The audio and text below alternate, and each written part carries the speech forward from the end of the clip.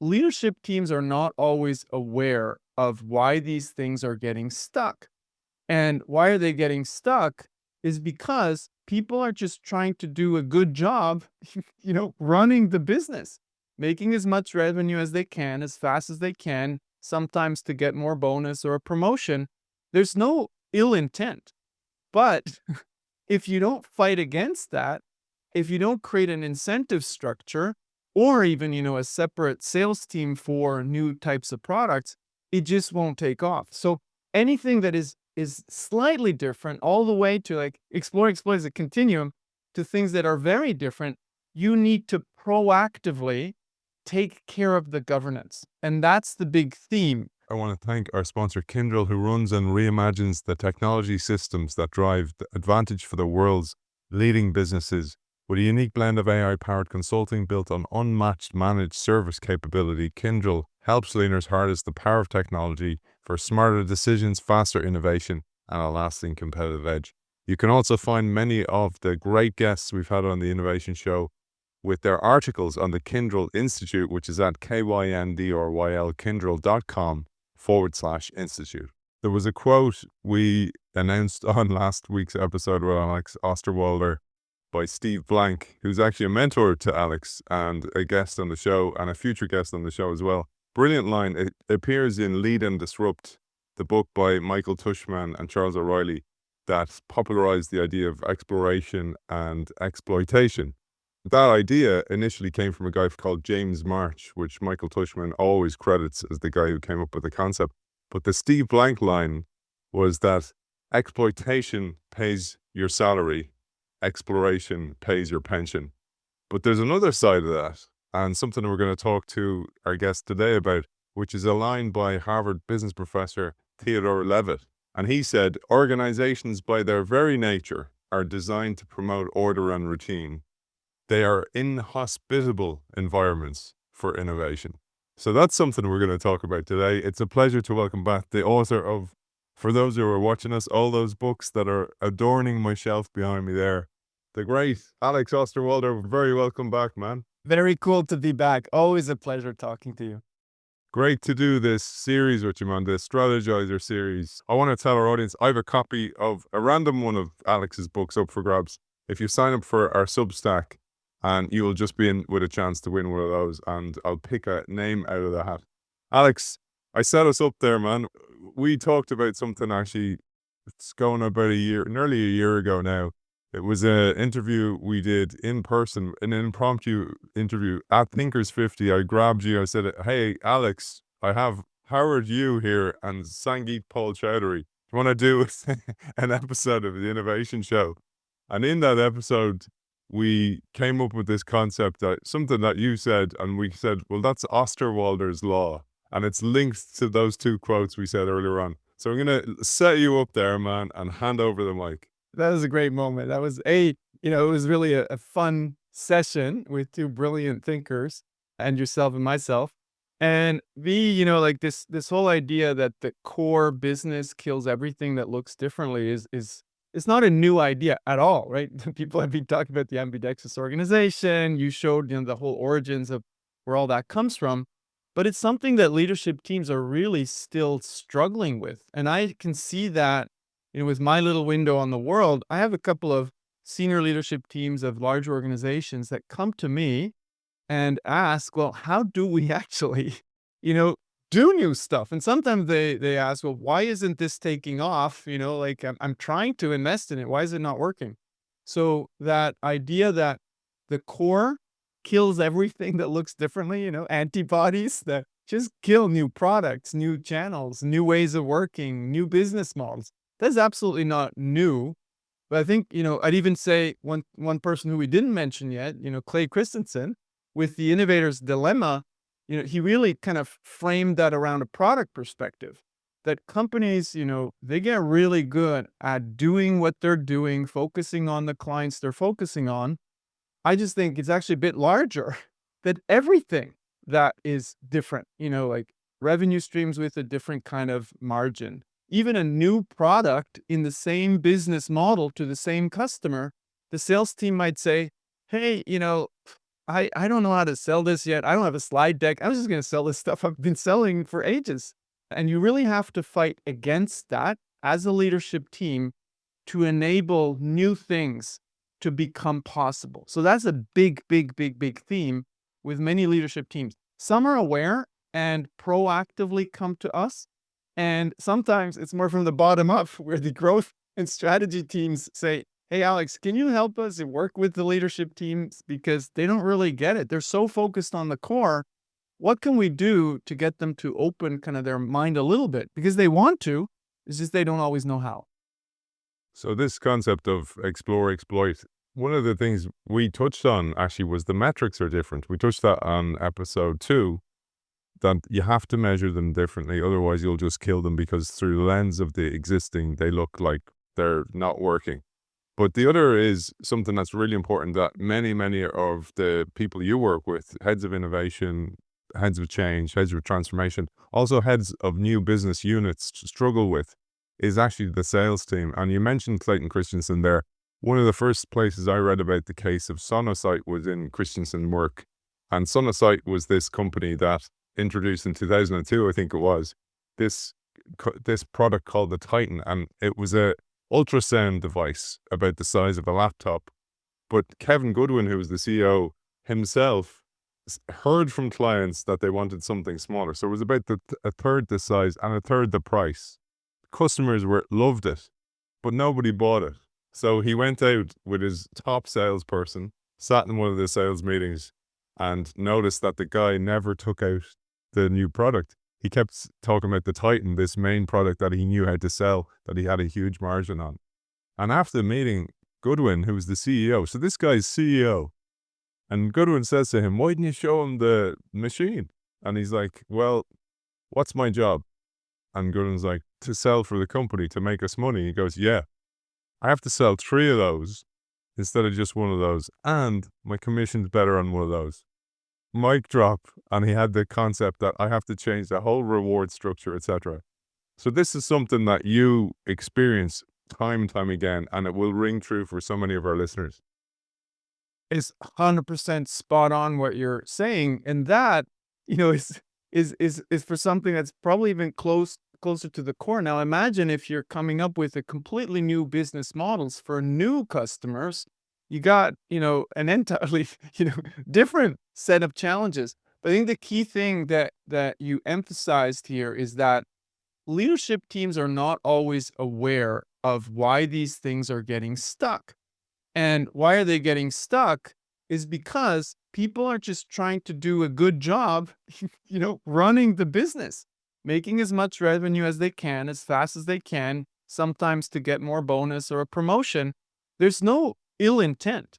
But if you don't fight against that, if you don't create an incentive structure, or even, a separate sales team for new types of products, it just won't take off. So anything that is slightly different, all the way to like explore as a continuum to things that are very different, you need to proactively take care of the governance. And that's the big theme. So again, ambidextrous is not new. It's a term that's been out there, but not very many companies that I see are really good at dealing with this. And that's the entire spectrum. It can just be a slightly different product.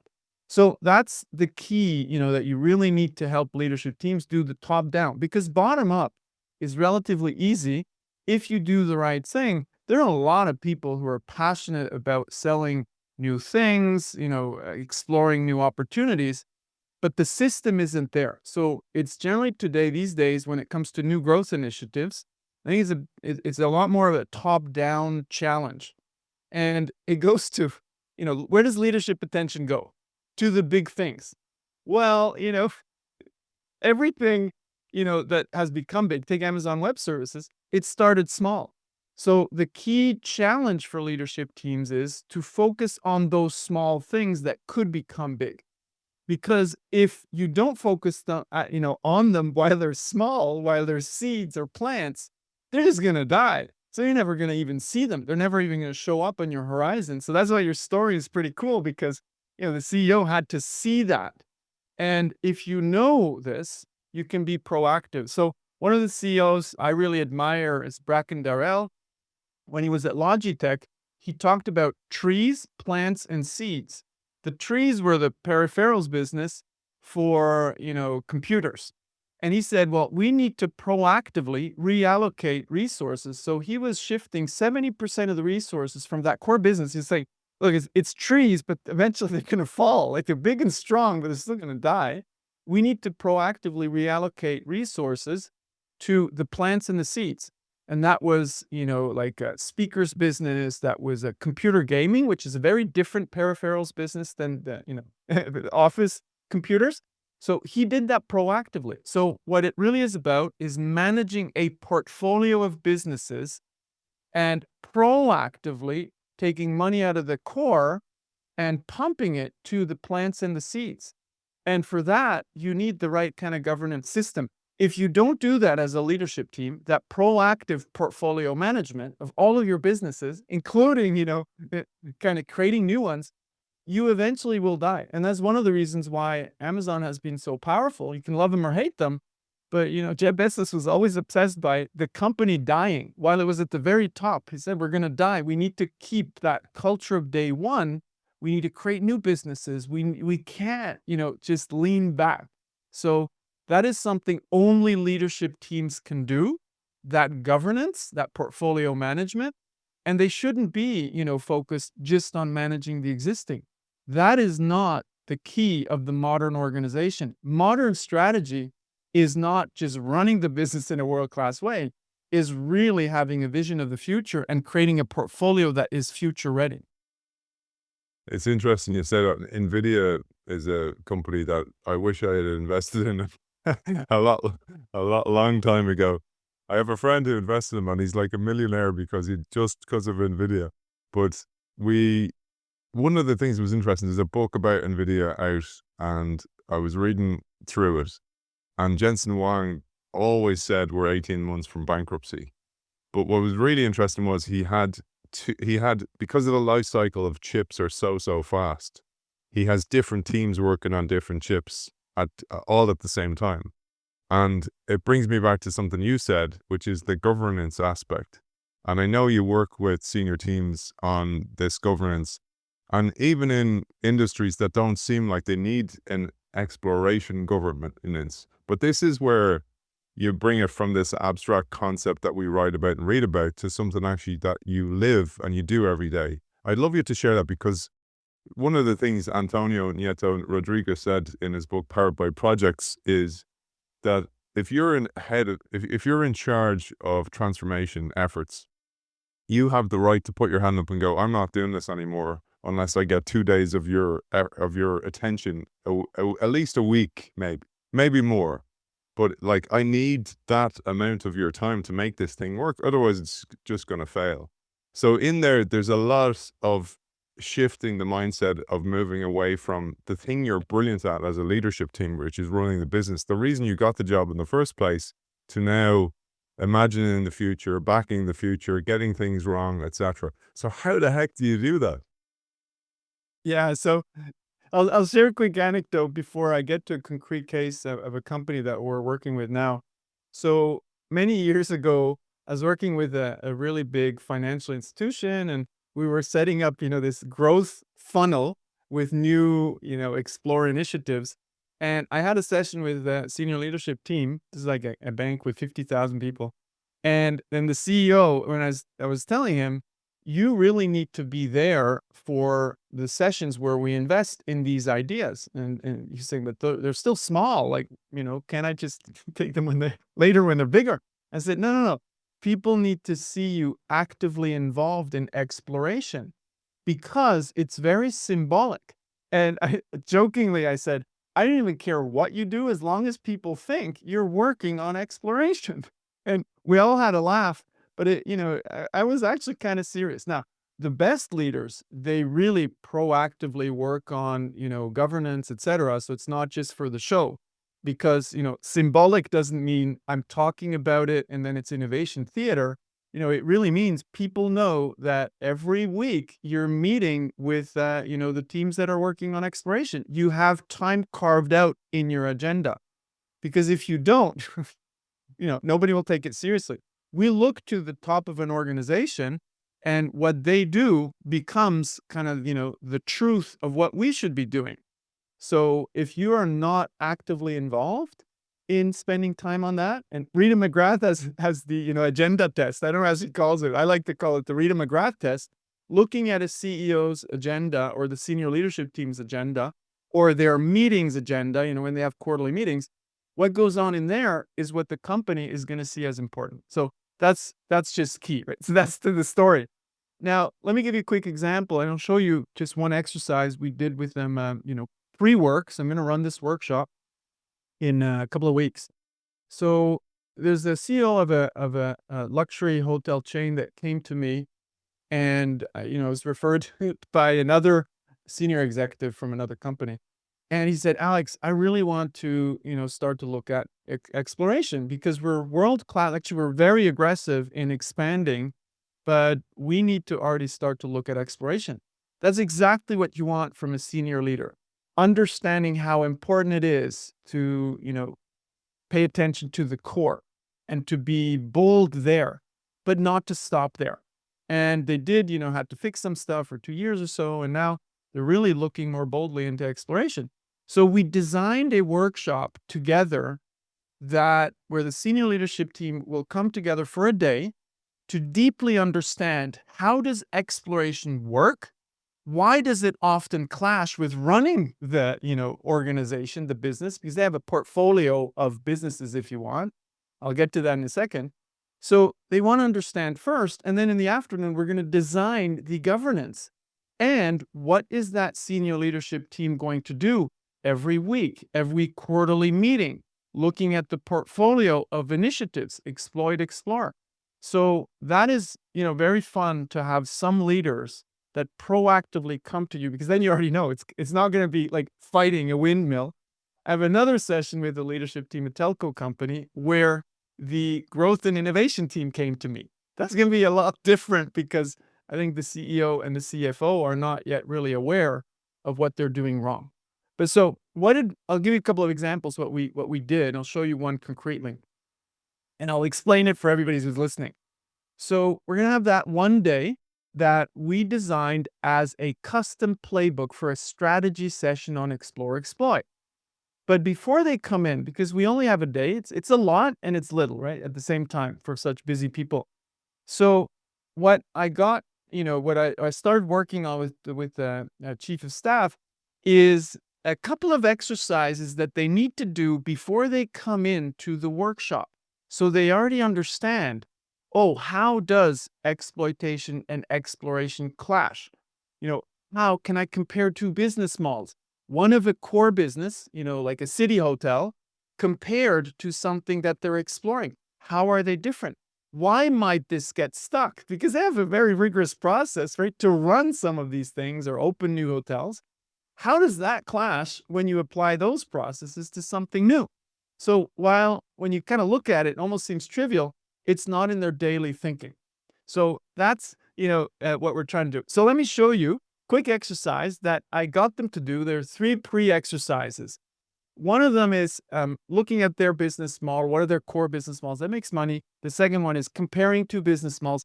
But the third one, I wanted them to already start to think portfolio, because that's what senior leadership teams should do. So I said, hey, I'm going to get you to map your business model portfolio. So for anybody who knows me, I'm tool obsessed, right? So we created a tool to help leadership teams manage their portfolio of existing businesses, exploit, and manage their portfolio of new businesses, explore, things that they don't know how to do yet. But you always need to take leadership teams from where they are, where they feel comfortable. So what I got them to do is to review how this business portfolio map works, the tool. I'll show you how that works. Then I get them to place each business model that I put onto sticky notes here: city hotels, beach resorts, island retreats, residences attached to their hotels, luxury villas, luxury yachts, private jets. Kind of fascinating how that whole domain of luxury hotels is shifting from lodging to experiences. That's a big shift, right? Because if you're used to managing a hotel, you have no clue how to manage experiences, right? So that's a really big exploration. So they know these things here. Then I get them to place them on a simple 2x2 for the exploit, the businesses that they're running. Is it, so if you look at the spectrums here, we have high return, low return. That's one side. And then we have at the bottom, death and disruption risk. Is this, remember, with the Brackendarrell, is it a tree? Is it a plant? Is it a seed? It's not even on here, right? So profit engines. These are large, top right, like in any good 2x2 by consultant, top right, profit engines. They're large, they're profitable, they're quite protected, they're not vulnerable. But then we might have, engines at risk. They're still making a lot of money, but they're under attack from, new entrants, from disruptive technologies, etc. And I get them just to pull over the sticky notes. So now they have to say, okay, hey, city hotels, where would we put that? City hotels, still, our big profit engine. They put it up here. What about, let's say luxury yachts? We actually don't do that yet, so it's not in the exploit portfolio. We need to put that into the explore portfolio. So what they start to do, and some companies are already good at this, right? But what they start to do is understand that it's not about managing a business or one core business model. It's about really managing your portfolio. Now, quite a few companies are good at managing the core portfolio, existing businesses, but you need to start to open their mind to, well, guess what? Some of these business models are vulnerable. So if you're just focusing on lodging, you might actually, lose your most loyal clientele because they don't want to stay at the same place. They want to move towards experiences. So do we have anything in the exploit portfolio? No, we don't. So we might want to, start to look at these experiences and start to explore. So that's what senior leadership teams should do, is start to look at the portfolio. That's the strategic view. And once you understand that, now you can design a governance system so that every quarter or every year at the very least, you look at the portfolio. Is the exploit portfolio good enough? Should we start to explore? And the answer is very simple. You should probably start to explore today unless you're doing a turnaround. So, Hubert Joly from Best Buy, he said, Alex, we had 2 years, we had to focus on turning around Best Buy, so it was all about exploit. But once we had that done, we needed to immediately start to explore. So it's these kind of simple exercises that I get the leadership teams to do before they even come in. I call that a custom playbook, and this is one of our visual workspaces in those custom playbooks. But these things can be designed. Now, I don't think leadership teams are really good at designing these kinds of workshops. So that is the task of thinkers, of consultants. But unfortunately, we go into too much detail around slide decks and, a lot of numbers, rather than zooming out and saying, hey, what's the strategic view here? What are the simple questions we should address before we get to the complexity? There's enough space for complexity, but actually the pillars of explore, exploit are pretty straightforward and simple, and you need to bring them out and discuss them before you get into the details of implementation. It's so funny, man. I'm so passionate about this work because I experienced the difference from actually doing it. I told you I came across your work in 2008, 2009. And actually, do you remember the iPad app you brought out? It was really early. It was an iPad app version of the business model canvas. So I think when you bought the book, you got a book. Actually, the iPad app was like $30 or something. It was quite expensive, but it was so worth it. And what I did with it was with my team, and partly this was, if you want to learn, teach. So I was actually showing my team how our business worked. It was media. And by unbundling the business into basically Post-it notes, everybody understood it differently. And then people were offering different ideas differently, because now they understood that their job wasn't just showing up and doing tasks all the time. It was more strategic. And I think that's the thing. People they just don't have the lens. Nobody's wrong or stupid or, ignorant. Well, actually, ignorance is probably the word, because it means you don't know something. And once you know it, you can't unsee it. That's the beauty of this work. So Yeah. with these canvases, Alex, where can people find them? Because I know you're so generous with Strategyzer, giving away a lot of these tools. You're democratizing tools, essentially, like you did with the canvas. Where is the best place for people to find it? And also, I'll let you know as well, for Innovation Show listeners, Alex has kindly given us a discount code. So Innovation Show 20 will get you 20% off any of the paid ones, but there's lots of free ones as well. So the tools themselves, like the portfolio map, we describe it in our books, but we put all of that onto our website. At strategyzer.com, you'll find a lot of material that you can download. And basically, we want people to, and if you have the energy to kind of learn on your own and you want to go through the material, be our guest, right? We want that to spread because we just want better business practices. And then if you're really into, you know what, I actually want to get the result and I want to use your stuff because you get me to the result faster with Playbooks, they can sign up to our Playbook library. So the goal there is really to take all of the things we do with all companies, okay, map a portfolio map. And we put that into our Playbook library so people can get there faster just to do the task, right? A book is about all these ideas. A playbook is about getting one outcome and working towards that. Understand the concepts, apply them like I just showed you. So you get all of that on strategyzer.com.